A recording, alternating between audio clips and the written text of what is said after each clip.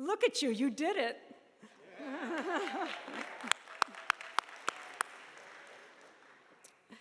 Distinguished guests and speakers, graduates, family members, and my beloved SPS colleagues. Good evening. It's my job tonight to greet you, congratulate you, challenge you a bit, and encourage you, because that's what faculty do, right? Welcome to the celebration of your hard work and dedication, and a special welcome to the family members who are here tonight.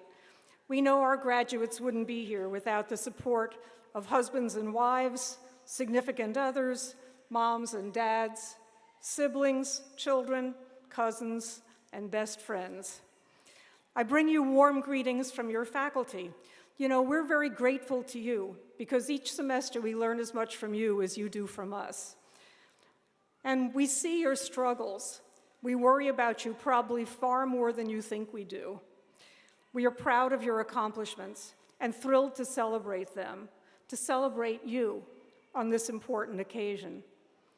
Each paper, each project, each class that you completed has brought you to this moment tonight. With each class you completed, you became someone just a little bit different than the person who first enrolled at SPS. Your graduation tonight is evidence of your intellectual achievements, but also of your determination, persistence, and resilience. Now you're at the end of one period of your life, looking forward to a new beginning. I hope you found at least one faculty member whom you would consider a mentor during your time with us. They're such important people in our lives. As faculty, we also have our own mentors. I had a lot of them because I needed a lot of help. But tonight I want to particularly acknowledge one of mine whose name is Robert L. Payton. It's around the anniversary of his death, and I was thinking of him when I was given the opportunity to speak tonight. I wouldn't say Bob had a small ego, but he also had a long list of accomplishments. Ambassador to the Republic of Cameroon under President Carter, the president of both C.W. Post and Hofstra University, president of the Exxon Education Foundation, and founding director of the Center on Philanthropy at Indiana University. He was also the first professor of philanthropic studies in the United States. He was particularly interested in the moral dimensions of giving, the purpose rather than the methods. My own doctoral work was the exploration of the intersection of philanthropy and disability, so I asked Bob to serve on my doctoral committee. Every couple of months when he was in New York for meetings, he'd take me to lunch and grill me about the literature of philanthropy. That man made me work for my salad. But like all great teachers, he was simply in love with his subject, and that made our conversations both meaningful and memorable. As the academic pioneer of the field, he had the opportunity to shape its parameters. He insisted the definition be a broad one, so he defined philanthropy as voluntary action for the public good. And that's what I want to spend a minute talking to you about tonight. You know, Americans engage in these voluntary activities all the time without thinking about them much, because volunteering is so embedded in our culture, we take it for granted. But it's one of the unique features of American life. Unless you're Bill Gates and you're sitting on a pot of money and have your own foundation, generally we get involved in four major ways. In addition to being students and parents, I bet that you're coaching your child's sports team, or you're living your spiritual values by volunteering at your mosque, or your synagogue, or your church. Human beings have a remarkable capacity for imagination and empathy, and we can easily imagine the suffering of people we've never even met. So when disaster strikes, we line up to give blood, like people did after the bombing in Manchester last week. We write a check to a veterans organization, or Doctors Without Borders, or UNICEF. Some of you serve on nonprofit boards of volunteers, like Brennan Marcano, who serves on our foundation board. Some of you volunteered for our student association. And I know our dean would absolutely love it if you gave back to SPS by donating to our scholarship fund. In the political arena, sometimes you hit the streets, as I do, to march for women's rights, or for immigrants' rights, or disability rights.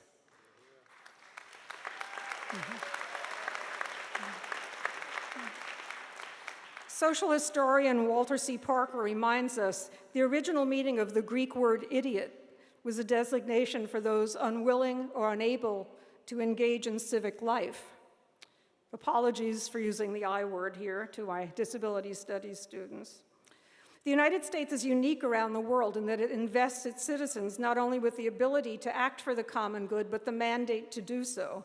I'm not speaking here of documentation of immigration status, but rather the idea of embracing the responsibilities of civil society by participating in the life of our communities.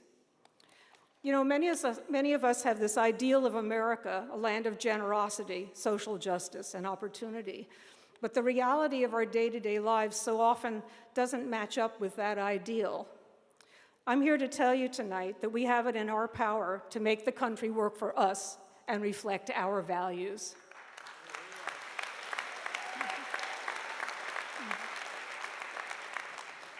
Now that you're starting your postgraduate life where you don't have any more papers to write,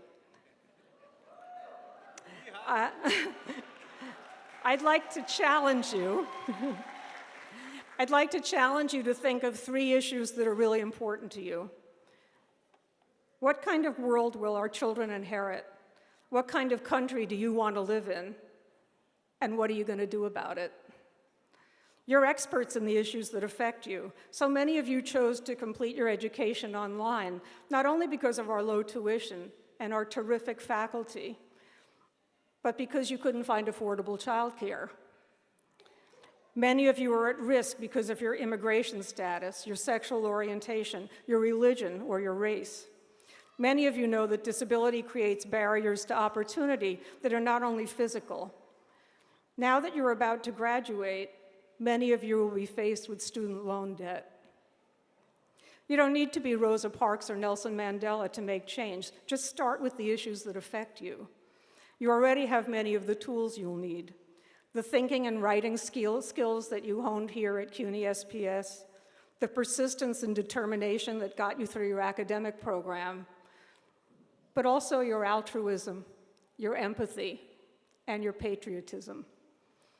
You see, I believe this is a critical time in our country, so I want to encourage you to engage in a way maybe you haven't before. Opportunities to make a difference exist in our lives every day. Get involved in organizations that are working for the change you want to see. If you can't find one, start one. And if you can't give your time, even $5 a month will really help. Whatever your political leanings, and whether your concerns are centered on your neighborhood or they extend to global issues like climate change, I want you to take those issues on your list seriously because they represent your values and your hopes for the future. I hope you'll take them personally because the last thing we need is more cynicism. I've contributed thousands of hours of volunteer time working on issues from affordable housing to neighborhood mediation, youth and foster care, the arts, and of course, disability issues. I've participated in 4 major social movements in my life: the anti-war movement of the 1960s, the women's movement, the American Indian movement, and the disability rights movement. Over the years, there were times I put myself in quite a bit of danger.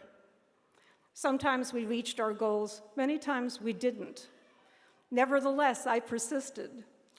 And after 50 years of social activism, I have no regrets.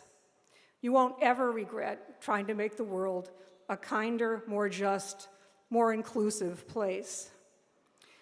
Now, you don't have to put yourself or your family in danger in order to make change. In fact, I hope you won't. But it's also not the time to be timid. So take your list of 3 issues and crank it up, people. If you step forward, your neighbors and your friends might feel that they can too. That's what Nelson Mandela called the multiplication of courage. I know that I speak for the faculty when I say that I believe in what you can accomplish. We've already witnessed the impressive achievements that have brought you here tonight. The future is what we make of it. So I hope that you'll take your certificate or your degree and make the future yours. Congratulations again.